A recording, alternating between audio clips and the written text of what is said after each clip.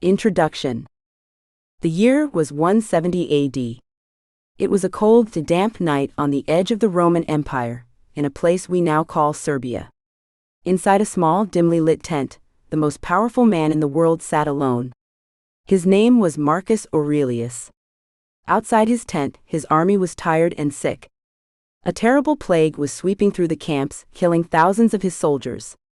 Across the river, enemy tribes were waiting to attack. He had every reason to panic. He had a million things to worry about. If he made one wrong choice, the entire Roman Empire could fall. He could feel the weight of the world pressing down on his chest. His mind wanted to race. It wanted to replay every mistake he had ever made, and every scary thing that might happen tomorrow. But instead of pacing the floor or shouting at his generals, Marcus picked up a pen. He began to write to himself. He wasn't writing a speech for the public or a history book for the future. He was writing a guide to keep his own mind from breaking. He wrote about how his thoughts were like a radio that wouldn't turn off. He realized that while he couldn't stop the wars or the plague, he could control how he thought about them. He told himself that his life was simply a reflection of his thoughts. If his thoughts were full of fear, his life would be a nightmare. If he could learn to steady his mind, he could find peace even in the middle of a war. This was the beginning of what we now call cognitive tools. Marcus was practicing a form of mental training that would eventually lead to the most successful therapy in modern history, cognitive behavioral therapy, or CBT. He discovered that you don't have to be a victim of your own brain. You can be the architect of it. The radio in your head. Most of us aren't leading armies on a cold frontier, but we know exactly how Marcus felt. We live in a world that feels like it's constantly shouting at us. We have phones that buzz with bad news, jobs that demand more than we can give, and families that need our help. For many people, the real war isn't happening outside. It's happening between their ears. Maybe you know the feeling. It's 2 a.m., and the house is quiet. You should be sleeping, because you have a big day tomorrow. But your brain has other plans. It starts replaying a conversation you had 3 days ago. You wonder if you sounded stupid. You wonder if your boss is mad at you. Then your brain jumps to the future. You start thinking about your bank account, or that weird noise your car made this morning, or what will happen if you never get everything done. This is the internal radio. It broadcasts a non-stop stream of what-if scenarios and I should have stories. It's loud, it's mean, and it feels like there is no off switch. When this radio stays on too long, it changes who you are. You become a mental prisoner. You start to feel like you are being hijacked by your own thoughts. You might feel exhausted. Even if you slept 8 hours, you feel drained because your brain ran a marathon all night. Paralyzed. You have to make a choice, what to eat, what to buy, what to say, but you are so afraid of picking the wrong option that you do nothing at all. Disconnected. You are at dinner with people you love, or you are playing with your kids but you aren't really there. You are physically present, but mentally you are miles away, worrying about a deadline. Reactive. A small problem, like a spilled cup of coffee or a rude email, feels like the end of the world. You spiral into an emotional meltdown, because your mental cup is already full of worry. If this sounds like you, there is something you need to hear. It is not your fault. Your brain is actually doing exactly what it was built to do. It's trying to keep you safe. But in the modern world, the safety system has become a trap.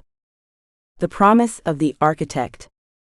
The goal of this book is to help you stop being a prisoner and start being a cognitive architect. An architect is someone who designs and builds structures. They know how to look at a building and see the foundation, the walls, and the roof. They know which parts are strong and which parts need to be torn down and replaced. When you become a cognitive architect, you gain the power to look at your own thoughts with that same level of skill. You will learn how to 1. Turn down the volume. You will find the mental brake pedal that allows you to stop a thought loop before it turns into a panic attack. 2. Decide with confidence. You will learn to make choices without the crushing fear of doing it wrong. 3. Sleep deeply. You will learn how to clear your mental desk at the end of the day so you can actually rest. 4. Be present. You will find out how to unplug from your worries so you can enjoy the life you've worked so hard to build. This isn't about positive thinking. It's not about pretending that everything is perfect or putting on a fake smile. That doesn't work. In fact, trying to force yourself to be happy often makes overthinking worse. Instead, this book is about evidence. It's about looking at your thoughts like a scientist or a lawyer would. Is this worry true? Is it helpful? Does it have any proof? The tools you will find in these pages are based on the work of people like Dr. Aaron T. Beck, the father of CBT. In the 1960s, Dr. Beck realized that people weren't unhappy because of deep hidden secrets from their childhood. They were unhappy because of the automatic thoughts they had every single day. He proved that if you can change the way you process information, you can change the way you feel. This approach is the gold standard of psychology. It is the most researched and most proven way to handle anxiety and overthinking. And the best part? You don't need a PhD to use it. You just need a plan. Meeting Elena Vance. To see how these tools work in the real world, we are going to follow the story of a woman named Elena Vance. Elena is 34 years old and lives in Seattle. On the outside, she looks like she has it all figured out. She's a senior project manager at a top architectural firm. She's the person people go to when they need a problem solved. She is organized, smart, and very kind. But inside, Elena is drowning. She calls her problem social postmortems. Every time she leaves a meeting or a party, her brain starts an autopsy of everything she said. Did I talk too much? Why did I laugh like that? Did my boss look annoyed when I suggested that new design? She can spend 4 hours thinking about a 30-second interaction. Elena also has a lot on her plate at home. She's the primary caregiver for her father, Arthur. Arthur has early-stage dementia. Some days he is fine, but other days he forgets where he put his keys or he asks the same question 5 times. Elena loves her father, but every time he forgets something, her brain starts fortune-telling. She sees a future where he doesn't know her name, where she loses her job because she's too busy caring for him, and where she ends up alone and broke. She has a rock-bottom moment on a Tuesday night at 11:45 p.m. She is sitting in her car, parked outside her apartment. She's been there for 20 minutes. She is too exhausted to walk up the stairs, but her brain is too wired to let her rest. She is replaying a small comment her boss made about a blueprint. The stairs look a bit tight, he had said. That was it. 5 words. But in Elena's head, those 5 words meant, I don't trust your judgment, you are losing your edge, I might fire you, and then you won't be able to pay for your father's medicine. Her heart is racing. Her stomach feels like it's tied in knots. She realizes she has spent more time thinking about those 5 words than the conversation actually lasted. She's a project manager who builds massive buildings, but she can't even manage the construction of her own thoughts. Elena bought this book because she realized she couldn't live like this anymore. She didn't want to just manage her stress. She wanted to reclaim her life. As we go through each chapter, we will see Elena try these techniques. We will see her succeed, and we will see her struggle. Because the truth is, changing your brain takes practice. It's like a muscle. But as Elena discovers, once you learn how to use the mental brake pedal, the world starts to look very different. The path ahead. The journey from mental prisoner to cognitive architect happens in stages. We aren't going to try to fix everything at once. That would just give you one more thing to overthink. Instead, we are going to move through this process step by step. First, we will look at the anatomy of a thought loop. We will explore why your brain gets stuck in the first place. We'll look at a famous historical disaster, the sinking of a great ship called the Vasa, to see what happens when we over-engineer our lives. You'll learn the difference between solving a problem and rumination. Next, we will look at evolution. We'll find out why your brain actually prefers worry to peace. It turns out that even great thinkers like Charles Darwin struggled with this. We will look at how our Stone Age brains are trying to protect us from tigers that don't exist anymore. Then, we will get into the CBT toolkit. You will learn the distortion dictionary. This is a list of the 10 most common ways our brains lie to us. You'll learn how to name it to tame it. By the time you finish this section, you will be able to catch a negative thought and label it before it causes a spiral. We will also learn how to challenge the evidence. I will show you how to turn your mind into a courtroom. You will learn how to act as both the prosecutor and the defense for your worries. We'll use a technique that the Wright brothers used to invent the airplane to help you figure out what is actually true and what is just a ghost in your mind. In the later parts of the book, we will talk about acceptance and resilience. Sometimes life throws things at us that are genuinely hard, like Alina's father getting sick. We will look at the Stockdale paradox and learn how to stay strong when things are outside of our control. Finally, we will build your mental fortress.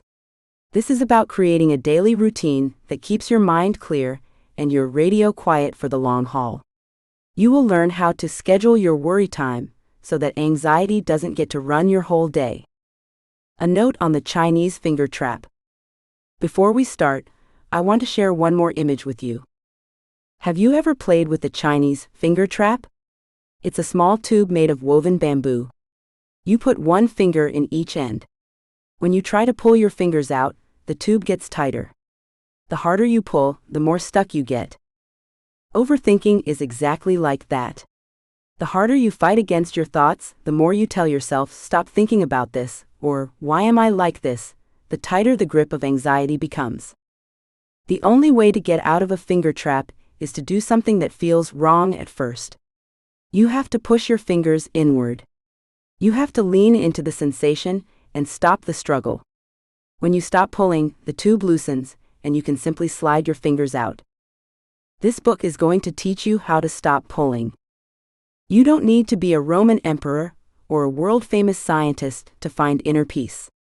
You just need to realize that you have power over your mind, not outside events. Realize this and you will find strength. Let's begin. 1. The anatomy of a thought loop. The wood groaned under the weight of 64 bronze cannons. It was a beautiful day in Stockholm, and the year was 1628. Thousands of people lined the harbor to watch the Vasa, the most powerful warship ever built, begin its first journey. The King of Sweden had ordered this ship to be a symbol of his greatness. It was taller, heavier, and carried more weapons than any ship that came before it. As the sails caught the wind, the crowd cheered. The ship moved slowly out into the water. But then a small breeze blew through the harbor.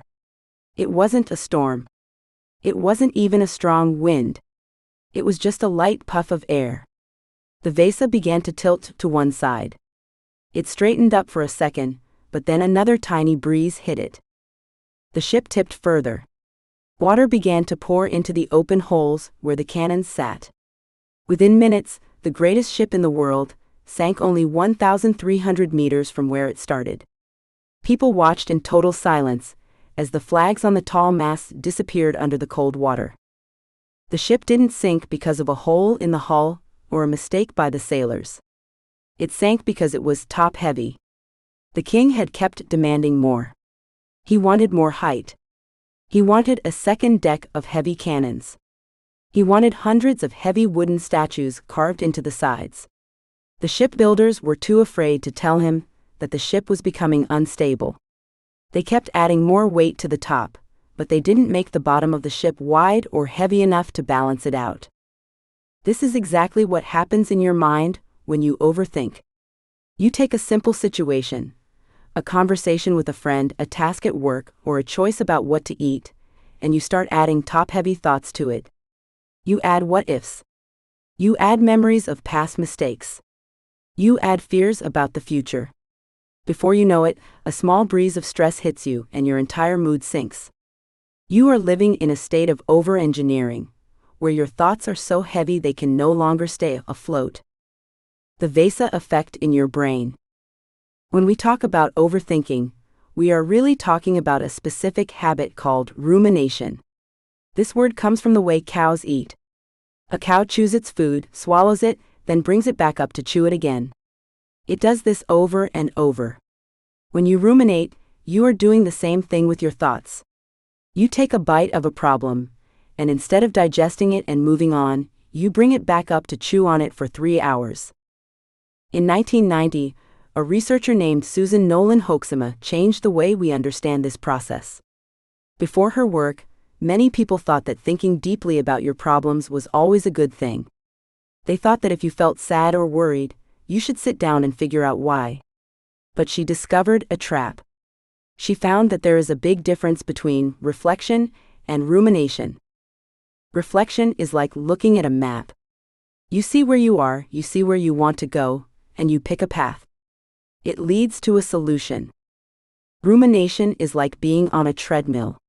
You are moving very fast, you are getting exhausted, but you are staying in the exact same spot. It leads to a loop. When you are in a thought loop, your brain believes it is solving a problem. It feels like work. It feels like you are preparing or processing. But in reality, you are just adding more cannons to the top of the ship. You are making the problem heavier without making yourself any stronger. Nolan Hoeksema's research showed that people who get stuck in these loops stay stressed for much longer than people who don't. If two people have a bad day at work, the reflector might say, "I messed up that report. Next time, I will start it 2 days early." Then they go watch a movie. The ruminator will spend the evening wondering why they made the mistake, if their boss thinks they are lazy, and if they are going to get fired in 6 months. They are still chewing on the same piece of food long after the meal is over. The tug of war in your head. To understand why this happens, we have to look at how your brain is built. Imagine your brain has 2 main players in a game of tug of war. On one side, you have the amygdala. This is a tiny almond-shaped part of your brain that acts like a smoke alarm. Its only job is to look for danger. It is very fast and very loud. When it sees something scary, like a mean email from your boss, it screams, "Danger! Do something." On the other side, you have the prefrontal cortex. This is the part of your brain right behind your forehead. This is the wise leader. It handles logic, planning, and calm thinking. This is your mental brake pedal. When the amygdala starts screaming, the prefrontal cortex is supposed to step on the brake and say, "Wait a minute. It's just an email. We can handle this tomorrow. Let's stay calm." In a healthy mind, the brake pedal works great. But when you are a chronic overthinker, the connection between these 2 parts gets weak. It's like the cable on your brakes has started to fray.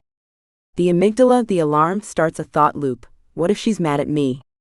What if I said something wrong? You try to step on the brake, but nothing happens. The car keeps rolling down the hill, picking up speed, and you feel helpless to stop it. This is why you can't just stop thinking about it. Your brain is physically struggling to use its brakes. The alarm is stuck in the on position, and your logical brain is too tired to fight back. Overthinking isn't a personality trait. It is a biological glitch where the alarm is louder than the brake. Alina's 50-slide nightmare. Elena Vance sat in her office, the glow of the computer screen making her eyes itch. It was 9 p.m. The office was quiet, except for the hum of the air conditioner and the distant sound of traffic near the Space Needle. On her screen was a PowerPoint presentation. She was supposed to give a 10-minute update to the senior partners the next morning. It was a simple task. She had all the data. She knew the project better than anyone. But Elena wasn't finished.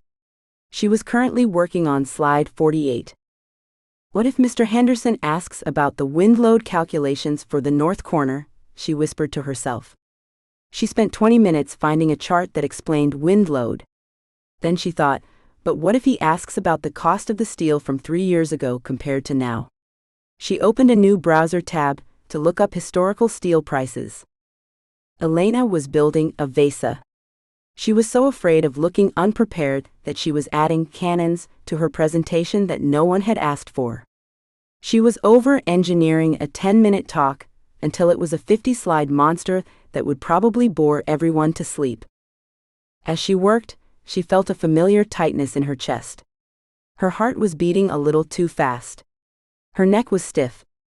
She felt wired but tired, her body was exhausted, but her mind was racing like a car engine in neutral. She looked over at the desk of a younger architect named Marcus. Marcus had finished his presentation in an hour and left at 5 p.m. to go to a concert. Elena felt a sharp sting of jealousy. She knew Marcus wasn't smarter than her. In fact, she often had to correct his drawings. But Marcus seemed to have a brake pedal that worked. He could do the work, decide it was good enough, and go live his life.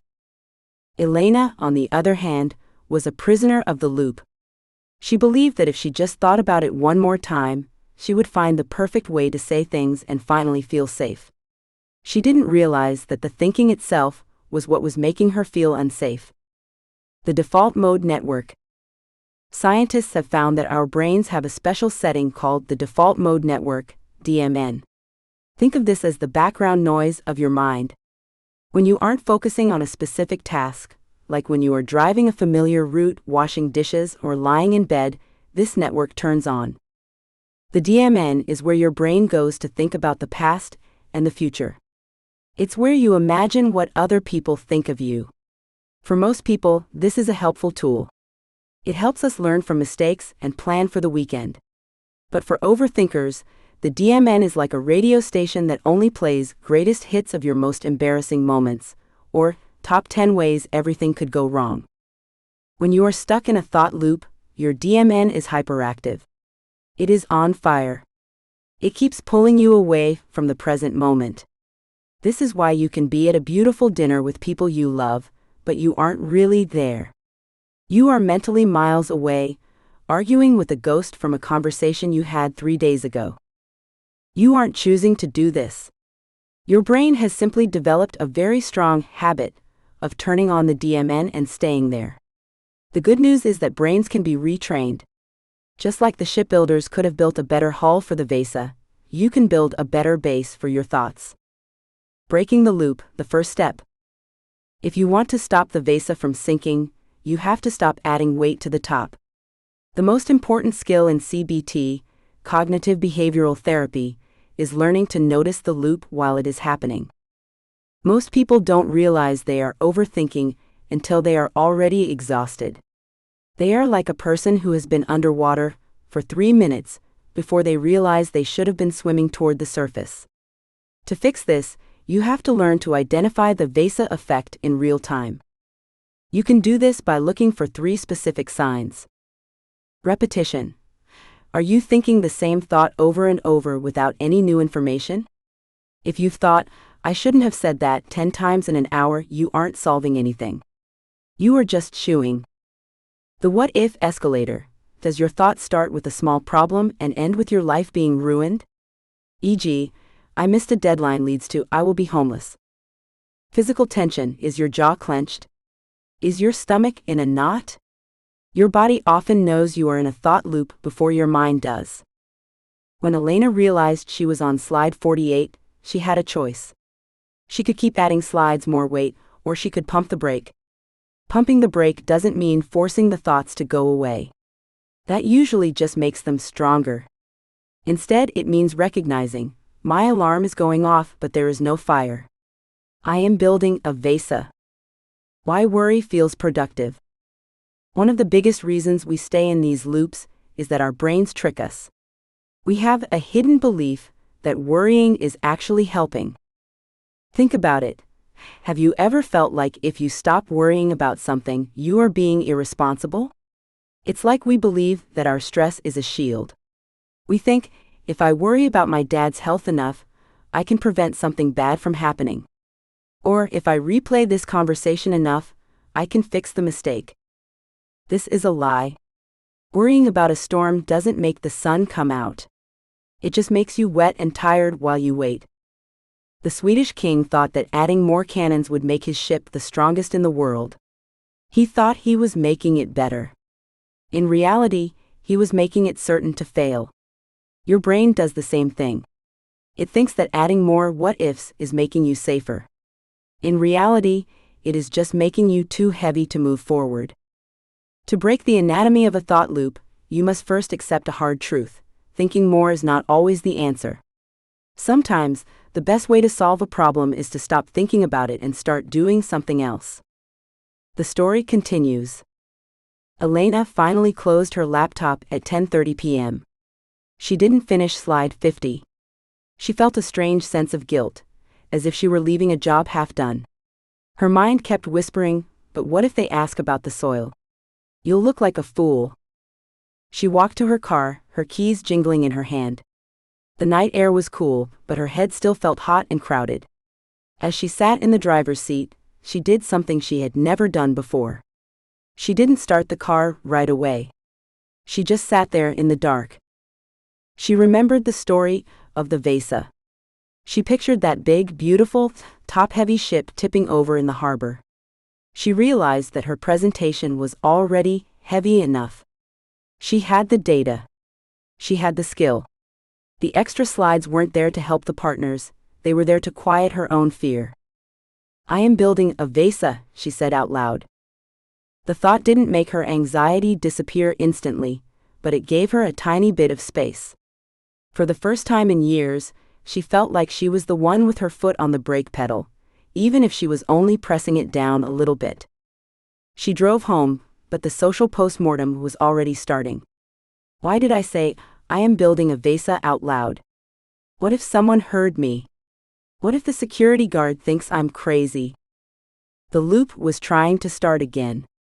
The alarm was ringing. But as she pulled into her apartment complex, Elena realized she had at least identified the enemy. She wasn't just stressed.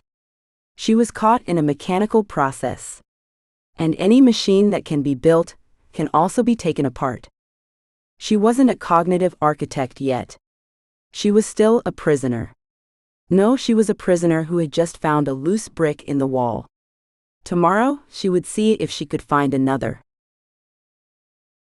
2. Why does the brain prefer worry to peace? My God, it is intolerable to think of spending one's whole life, like a neuter bee, working, and nothing after all. Charles Darwin scribbled these words in his private journal in the summer of 1838. He was 29 years old, a brilliant scientist on the verge of changing how we see the world. But at that moment, he wasn't thinking about the origin of species or the shape of a bird's beak. He was thinking about a girl named Emma. He sat in a quiet room in London, the city humming outside his window. On a scrap of paper, he drew a line down the middle. On the left side, he wrote Mary. On the right, he wrote Not Mary. This was the man who would eventually explain the complex mysteries of life on Earth, yet he was completely paralyzed by a single personal choice. Under the Mary column, he listed things like children, a constant companion, and the charms of music and female chit-chat. He even wrote that a wife would be better than a dog anyhow. On the Not Mary side, his overthinking took over. He worried about the terrible loss of time. He feared he wouldn't be able to buy as many books. He worried about the anxiety and responsibility of having a family. He imagined himself becoming fat and idle. Darwin was caught in a classic mental loop. He was trying to use logic to solve a problem fueled by fear.